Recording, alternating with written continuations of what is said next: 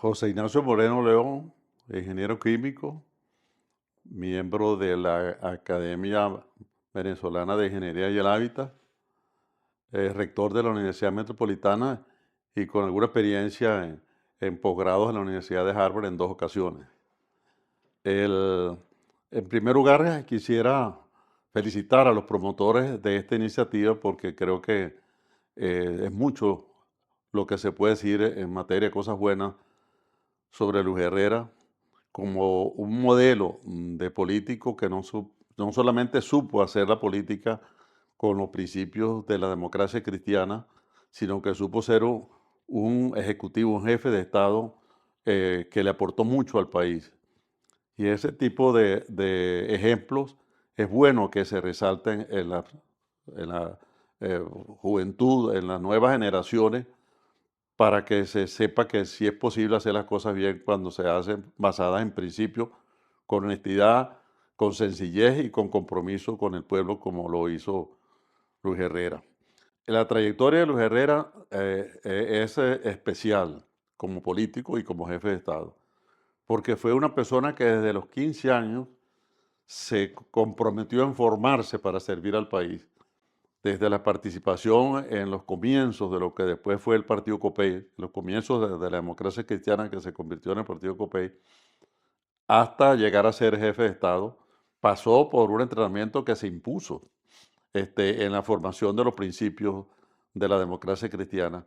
Y en las épocas duras que le tocó enfrentar, cuando el fraude electoral que llevó formalmente a Pérez Jiménez como dictador en 1952, por las protestas que se originaron con motivo de esas circunstancias, se vio obligado a abandonar el país y aprovechó ese tiempo de más de 6 años en Europa para seguir fortaleciendo sus conocimientos y sus relaciones en relación a ese movimiento que fue después la democracia cristiana. Estuvo en Roma, estuvo en Alemania, estuvo en Inglaterra y estuvo en España, donde terminó sus estudios de Derecho. Por eso que se habla sin exagerar que manejaba esos idiomas, el alemán, el italiano, el inglés y desde luego pues el español de una manera muy buena, por cierto, porque fue un gran periodista y fue un gran escritor que manejaba muy bien pues la lengua castellana, no solamente en las expresiones que tenía, sino en su labor como periodista que llegó a desempeñarse durante mucho tiempo, ¿no? Cuando regresa al país, se incluye inmediatamente en los movimientos políticos que estaban en apogeo en la naciente democracia y pasa a formar parte del nuevo Parlamento Democrático como un cargo importante como diputado que lo llevó después a ser jefe de la fracción en el Congreso. Y así fue ascendiendo en la estructura de la democracia cristiana, no solamente en Venezuela, sino en América Latina, cuando pasó a formar parte a presidir la Organización Demócrata Cristiana, la OTCA. Esa trayectoria lo impulsó a aspirar, por razones lógicas, a la presidencia de la República. Y en un segundo intento ganó las elecciones. Y se impuso desde el principio la idea de que la educación, y así lo decían las entrevistas, las diversas entrevistas que se le hicieron, iba a ser una de los baluartes de su gestión de gobierno, porque él decía que la educación, pueblo sin educación, y explicaba que parte de los dramas que había vivido el país en su desarrollo tenía que ver con la poca cultura y la pobre educación que estaba recibiendo, sobre todo las clases menos favorecidas. Por eso se empeñó desde el principio en unas reformas educativas que llevaran el modelo de la época a una educación para el trabajo y a una educación como ciudadano y al impulso de la cultura también como un activo importante de esa sociedad que como presidente le estaba tocando impulsar en esa época como el segundo presidente de la democracia cristiana en la época democrática y como el quinto presidente de la época democrática, de esos famosos 40 años que tuvimos de democracia. y el presidente número 52 o el jefe de Estado número 52 de toda la vida de la República como institución libre, ¿no? El tema de la educación, podemos decir, creo que se ha dicho en otras entrevistas, pero vale la pena resaltarlo, que lo reflejaba a Luis Herrera como una manera de demostrar la importancia de la misma, fue la creación del Ministerio de Estado para el Desarrollo de la Inteligencia, que le causó muchos problemas porque mucha gente no creía en la idea y sin embargo se convirtió, a mi juicio, en uno de los logros más importantes de esos 5 años, con Luis Alberto Machado al frente y con, vamos a decir, con demostraciones concretas que sí se puede impulsar en el ser humano unas facilidades superiores para el análisis crítico, para la reflexión, etcétera, que tiene que ver con el desarrollo de la inteligencia. Y una demostración, yo comentaba que eso funciona, fue cuando se hizo público, pues, en unos conciertos, lo que había hecho Luis Alberto con un grupo de indios pemones, enseñándoles a tocar música clásica. Y eso era una demostración evidente de hasta dónde se podía llegar con un ministerio de esa naturaleza, ¿no? Fue una idea que no fue una invención sin sustento. Psicólogos, científicos sociales, eh, eh, y gente en el mundo dedicada al tema educativo ya habían desarrollado tesis orientadas a que sí se puede desarrollar la inteligencia en el ser humano a través de una serie de metodologías que, por cierto, eh, Machado supo plasmar en unos tres o cuatro publicaciones que fueron inclusive reconocidas hasta en la Universidad de Harvard, donde se montó un programa parecido de enseñar para el desarrollo de la inteligencia. Pero eh, la obra de Luis Herrera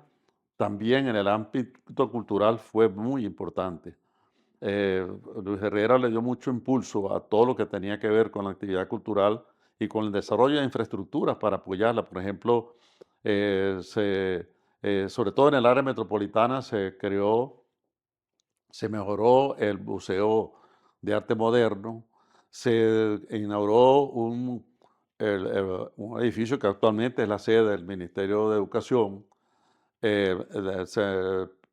inauguró el edificio donde funciona la Biblioteca Nacional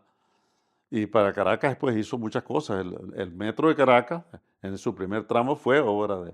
de la gestión de Luis Herrera. El Teatro Teresa Carreño, en el ámbito deportivo inauguró varias instalaciones con motivo de los Juegos Bolivarianos que se llevaron a cabo en su gestión, coincidiendo con los eventos vinculados al Bicentenario del Libertador, que fue un hecho importantísimo, porque fue la primera vez que el rey de España visitara Venezuela. Los reyes, el rey y la reina, estuvieron en los actos conmemorativos del Bicentenario del Libertador, acompañados por, creo que 5 adicionales jefes de Estado, ¿no? Eh, Hay una obra que como trujillano no puedo dejar de mencionar, y es que Luis Herrera inauguró, dentro de esa idea de promover la paz, la estatua a la Virgen de la Paz en el estado Trujillo, que está considerada como la estatua, le dicen los arquitectos, la estatua habitable más alta de América. Eso es superior al Cristo que está en Brasil y el Estatua de la Libertad en Nueva York. Eh, yo me vinculé a Luis Herrera y especialmente a su gobierno porque regresando de los Estados Unidos, después de haber estado en la huelga universitaria del 58 que me obligó a salir del país y terminar mis estudios de ingeniería en los Estados Unidos, eh, eh, empezó pues el movimiento demócrata cristiano formal a captar personas jóvenes y yo pues me llamó la atención el tema y en la ocasión en que se produjo la campaña, se formuló el programa y todo el esfuerzo por ese intento de Luis Herrera de llegar a la presidencia, trabajé en el equipo de coordinación del programa de gobierno. Cuando se dieron los resultados de la elección, el presidente me llamó, el presidente electo, para que apoyara al negro, el famoso negro Pérez Díaz, José Antonio Pérez Díaz, que iba a ser el coordinador de lo que en esa época democrática se llamaban las oficinas de enlace. Es decir, el gobierno entrante, mientras se producía la fecha exacta para asumir, creaba un puente con el gobierno saliente y en una circunstancia absolutamente civilizada se traspasaban los programas, la información sobre lo que estaba en marcha para que no cayera en el vacío la entrada del nuevo gobierno. Y en ese proceso que se llamaba las comisiones de enlace, trabajé mucho con José Antonio Pérez Díaz en la coordinación. Pero también había trabajado en el programa de gobierno con Rafael Fernández Jerez, que después fue ministro de Educación. Lo cierto es que cuando se está formulando el gabinete, el presidente Herrera me llamó para que eh, asumiera pues el viceministerio de Minas y Hidrocarburos para el cual había designado a Humberto Calderón, que fue compañero en la universidad cuando yo estuve estudiando ingeniería en Caracas. En ese cargo me desempeñé por casi todo el periodo, pero en los últimos de 10 meses, 8 meses, se decidió, el presidente decidió pasar a Humberto a presidir a Petróleo de Venezuela y me cargó del ministerio y así estuve con él hasta el final del periodo del ministerio y antes había estado además como miembro del Banco Central en representación del ministerio, miembro de la directiva del Banco Central. El- en ese periodo de encargadurías, que significaron como 30 encargadurías, porque Humberto, por razones de la dinámica del mundo del petróleo y el papel protagónico que tenía la OPEP en el manejo de los precios del petróleo a nivel global, tenía que viajar mucho a reuniones en la OPEP y yo me encargué por 30 ocasiones del ministerio, antes de ser ministro formalmente, ¿no? En esos periodos sucedieron 2 o 3 cosas que no quiero dejar de mencionar, porque revelan, la visión que tenía Luis Herrera de la política y de la necesidad de promover y preservar la democracia en América Latina. Eh, Luis Herrera, el gobierno de Luis Herrera, apoyó lo que se llamó el Acuerdo de San José, que fue un pacto que hicimos con México para crear un sistema de financiamiento especial a los países de Centroamérica y el Caribe que estaban siendo golpeados por los incrementos tan grandes de los precios del petróleo y se creó un mecanismo que en el fondo era una ayuda para estos países y que tuvo un gran aporte de Luis Herrera. Eh, Empezando el gobierno,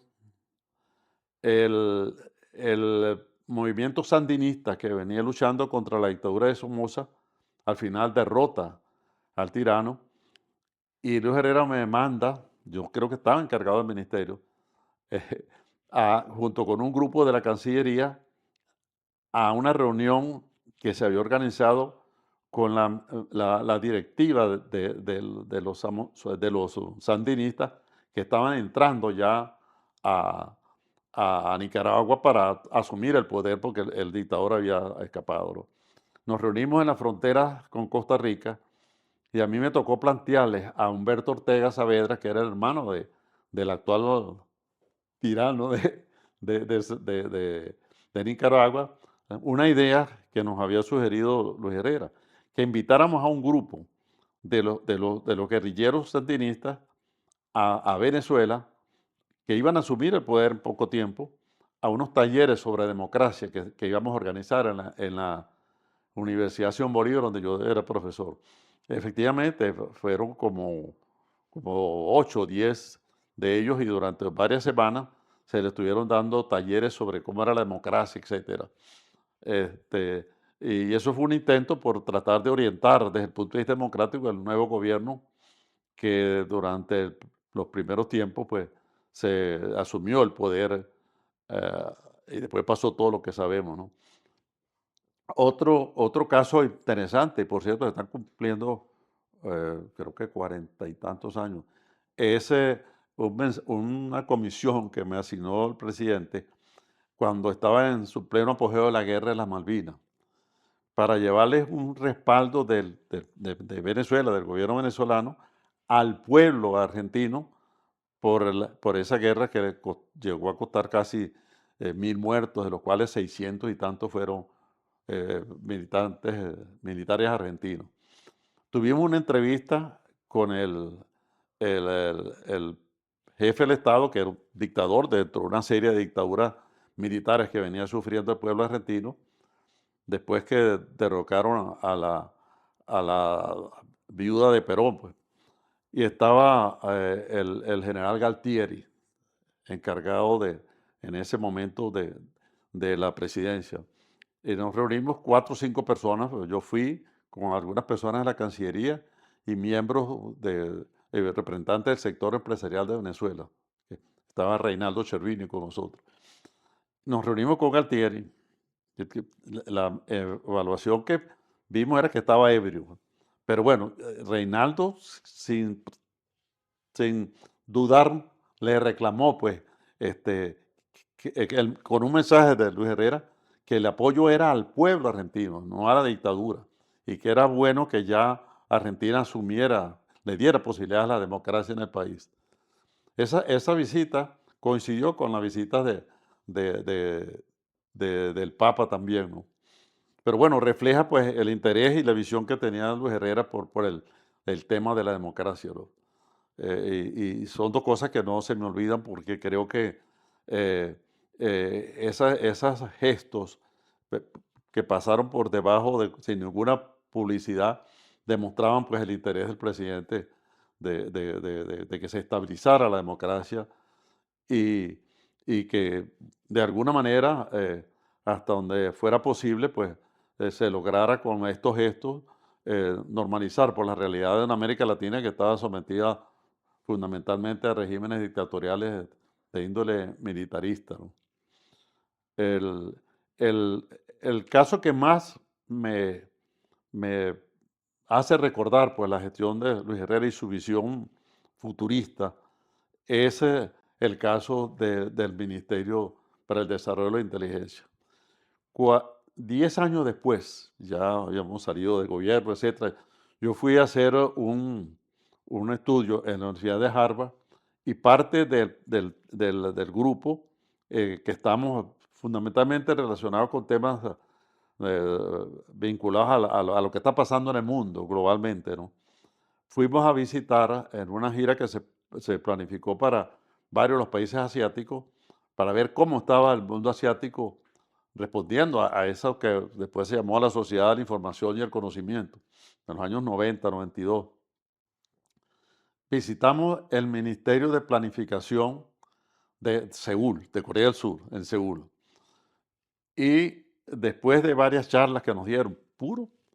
gente joven, yo creo que el promedio estaba como de 40 años y eran todos doctorados, ¿no? Nos llevaron a la salida a la mesa donde protocolarmente se firma para que quede constancia de la visita, ¿no? Y al lado del libro de visita está un libro de Luis Alberto Machado, del desarrollo de la inteligencia. A mí lo pusieron a propósito en español, pero estaba la versión también en chino. Y entonces yo pregunté pues, por qué eso estaba ahí. Entonces me dijeron que esa era parte de los programas de entrenamiento que se usaban en Seúl y ya vemos cómo está Corea del Sur ahorita desarrollada, ¿no? Bueno, son muchas cosas que se pueden decir de Luis Herrera,